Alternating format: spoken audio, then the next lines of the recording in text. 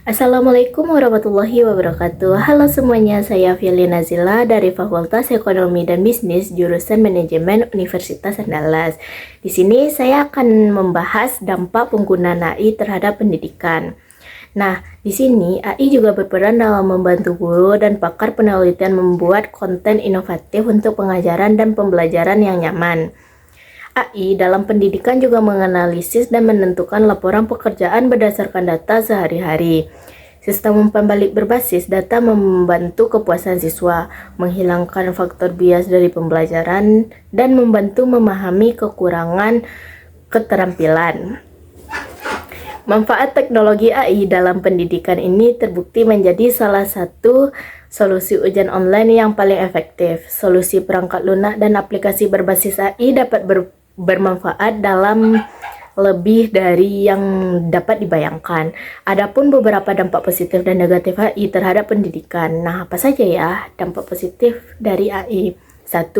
Bisa menyimpan data yang tak terbatas atau disesuaikan dengan kebutuhan.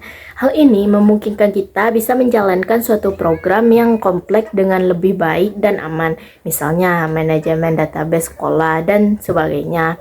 Yang kedua, memiliki ketepatan dan keakuratan dalam mengerjakan tugasnya. Karena sudah diprogramkan, maka AI dapat bekerja dengan lebih akurat dibandingkan dengan kecerdasan alami. 3. Menggantikan tugas manusia yang berulang-ulang dan bersifat rutinitas, misalnya dalam pembelajaran seperti proses koreksi dan penilaian hasil belajar siswa. Nah, yang keempat, bisa digunakan kapan saja dan dalam jangka waktu yang panjang.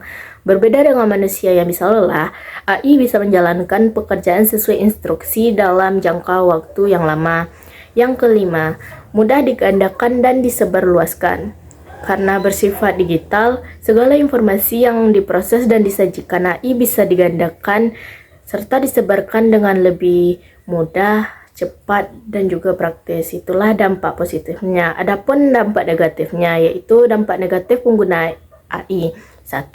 Membuat guru dan murid menjadi lebih malas. Hal ini terjadi karena sebagian besar aktivitas sudah dikerjakan secara otomatis oleh AI.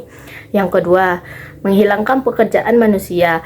Ketika AI digunakan untuk urusan administrasi di sekolah, tidak menutup kemungkinan akan menghilangkan peran tata usaha di sekolah. Nah, yang ketiga, tidak memiliki common sense.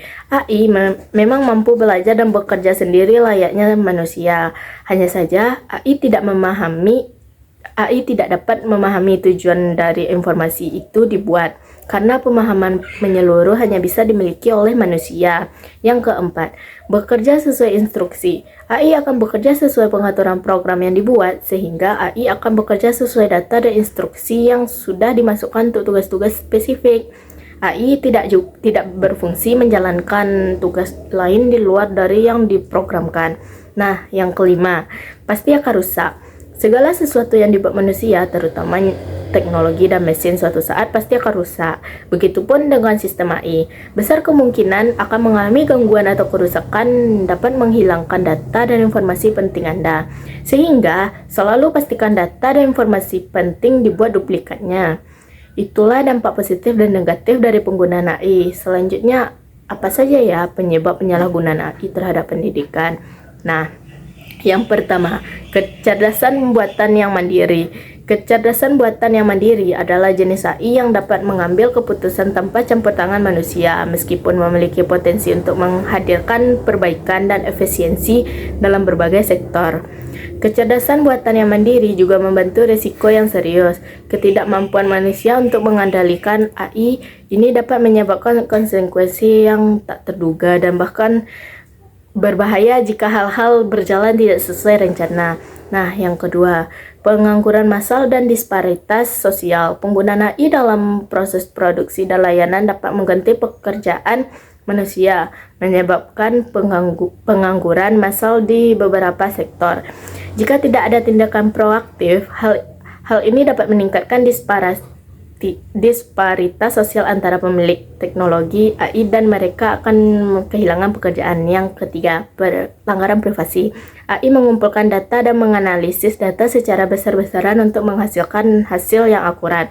Namun, penggunaan data ini juga membuka potensi untuk pelanggaran privasi. Jika data pribadi jatuh ke tangan yang salah atau digunakan untuk tujuan yang tidak etis, dapat menyebabkan kerugian besar bagi individu masyarakat secara keseluruhan.